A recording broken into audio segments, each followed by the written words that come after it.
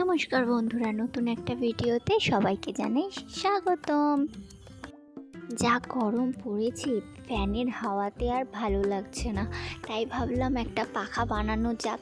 মানে বানানো বলতে চেষ্টা, আমাদের তো কাজ নেই, অকাজ কুকাজ করে বেড়াই সারাদিন, তাই ভাবলাম একটা চেষ্টা করে দেখি। সবাই বলতে আমরা কয়েকজন আছি তারাই এই অকাজগুলো করতে ভালোবাসি।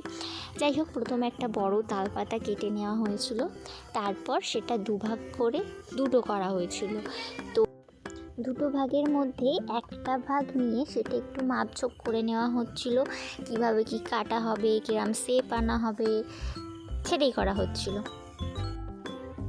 প্রথমে কাঁচি দিয়ে কাটার চেষ্টা করা হচ্ছিল, তারপর আমরা এত ভালো কাজ করি তো কাঁচিতে আর হলো না, শেষে আমাদের বঁটি ইউজ করতে হলো।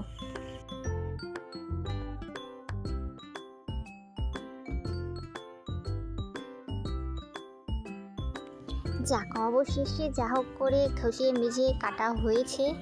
এবার এটাকে আমরা দেব পুকুরে ভিজাতে, একদিন ভিজবে জলেতে।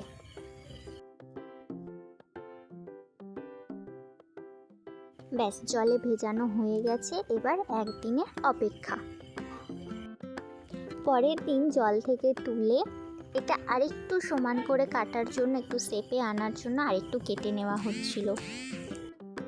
ব্যাস, যা হোক মোটামুটি একটা শেপে এসেছে। এরপর একটা ভারী ইডনির ওপর চাপা দেওয়া হয়েছিল যাতে এটা সোজাভাবে থাকে, মানে একটু সোজা হয়।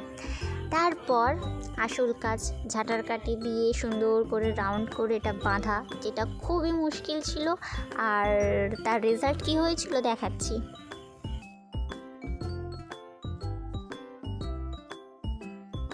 অবশেষে আমাদের দ্বারা এই পাখা তৈরি করা হলো।